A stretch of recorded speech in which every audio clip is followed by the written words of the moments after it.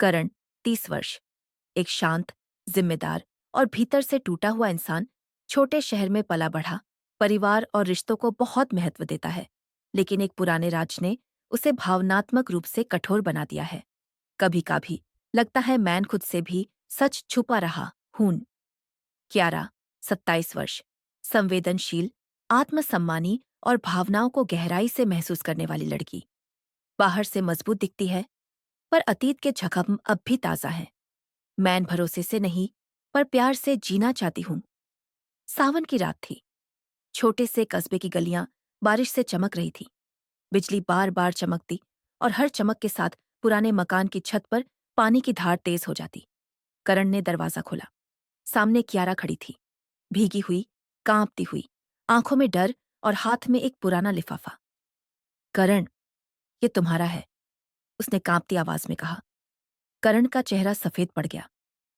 लिफाफे पर वही तारीख लिखी थी, 7 साल पहले का सावन। उसने धीरे से पूछा, तुम्हें ये कहाँ मिला?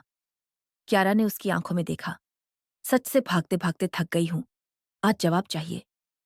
यहीं से सब बदलने वाला था।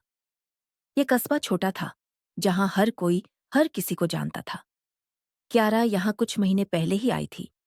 एक छोटे स्कूल में पढ़ाने लगी थी। लोग कहते थे, शहर की लड़की है, ज्यादा दिन नहीं टिकेगी। करण यहीं का था। उसके पिता की पुरानी किताबों की दुकान थी। मां की मौत के बाद वह और भी खामोश हो गया था। उनकी पहली मुलाकात बारिश में हुई थी। क्यारा फिसल गई थी। करण ने हाथ पकड़ लिया। ध्यान से, उसने कहा। बस वहीं से एक अनकहा रिश्ता शुरू हुआ। वे अक्सर मिलते, कभी किताबों की दुकान में, कभी मंदिर की सीढ़ियों पर, कभी बारिश में चाय पीते हुए। संवाद छोटे होते, पर भावनाएं गहरी। तुम ज्यादा बोलते नहीं, क्यारा ने एक दिन कहा। कुछ बातें शब्दों से भारी होती हैं। करण मुस्कुरा दिया। उसकी मुस्कान में भी कोई दर्द छुपा था।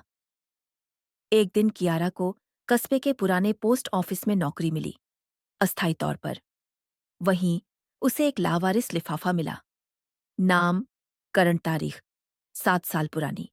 पत्र खोलते ही क्यारा के हाथ कांपने लगे। पत्र में लिखा था, अगर मैं लौट कर न आऊं तो समझ लेना कि मैंने माफी नहीं मांगी। ये कौन सा सच था जो उसे छुपाया गया? 7 साल पहले करण कॉलेज में था। उसी कस्बे की लड़की, अनन्या। प्यार था गहरा। सावन में वादा किया था, मैं लौटूंगा, करण ने कहा था। पर वह लौटकर नहीं आया। अनन्या ने आत्महत्या कर ली थी। कस्बे ने करण को दोषी ठहराया। मैन भाग गाया, पर गिल्ट मेरे साथ ही रहा। कियारा ने जब करण से सवाल किया, वह टूट गया। तुम मुझे भी छोड़ दोगी, उसने कहा। मैं सच चाहती हूं। कियारा की आंखें भर आईं। सच दर्द देता है, करण बोला। दोनों दूर हो गए। बारिश जारी रही। कियारा हर रात वही पत्र पढ़ती। प्यार अगार साच पार टिक्का हो तो ही जिंदा रहता है। करण अकेला हो गया। मैं प्यार के लायक हूं भी या नहीं?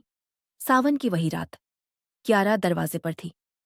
मैं भागूंगी नहीं, उसने कहा। करण रो पड़ा।